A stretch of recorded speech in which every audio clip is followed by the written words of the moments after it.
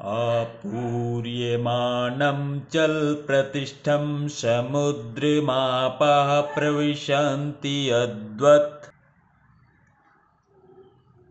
तद्वत् कामायं प्रविशन्ति सर्वे से शांतिमाप्नोति न कामी। अर्थात जो पुरुष समुद्र में निरंतर प्रवेश करती रहने वाली नदियों के समान इच्छाओं के निरंतर प्रवाह से विचलित नहीं होता और जो सदैव स्थिर रहता है वही शांति प्राप्त कर सकता है, वह नहीं जो ऐसी इच्छाओं को तुष्ट करने की चेष्टा करता हो। तात्पर्य जानेंगे। यद्यपि विशाल सागर में सदैव जल रहता है, किंतु वर्षा ऋतु में विशेषतया यह अधिकाधिक जल से भरता जाता है, तो भी सागर उतने पर ही स्थिर रहता है, न तो वह विक्षुब्ध होता है और न तट की सीमा का उल्लंघन करता है। यही स्थिति कृष्ण भावना भावित व्यक्ति की है। जब तक मनुष्य शरीर है तब तक इंद्रिय तृप्ति के लिए शरीर की मांगें बनी रहेंगी, किंतु भक्त अपनी पूर्णता के कारण ऐसी इच्छाओं से विचलित नहीं होता। कृष्ण भावना भावित व्यक्ति को किसी वस्तु की आवश्यकता नहीं होती, क्योंकि भगवान उसकी सारी आवश्यकताएं पूरी करते रहते हैं। अतः वह सागर के तुल्य होता है, अपने में सदैव पूर्ण।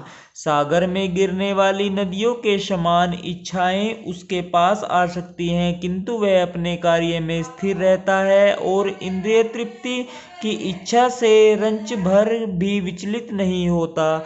कृष्ण भावना भावित व्यक्ति का यही प्रमाण है। इच्छाओं के होते हुए भी वह कभी इंद्रिय तृप्ति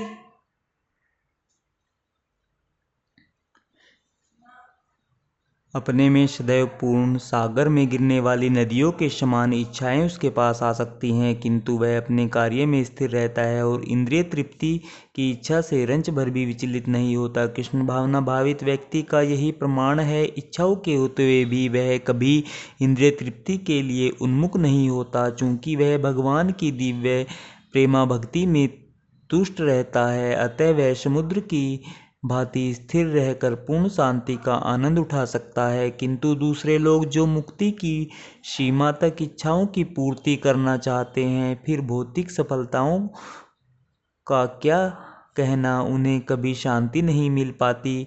कर्मी, मुमुक्ष तथा वे योगी सिद्धि के कामी हैं, ये सभी अपूर्ण इच्छाओं के कारण दुखी रहते हैं, किंतु कृष्ण भावना भावित पुरुष भक्त सेवा में सुखी रहता है और उसकी कोई इच्छा नहीं होती। वस्तुतः वह तो तथाकथित भव बंधन से मोक्ष की भी कामना नहीं करता। कृष्ण के भक्तों की कोई भौतिक इच्छा नहीं रहती, इसलिए वे पूर्ण शांत रहते हैं।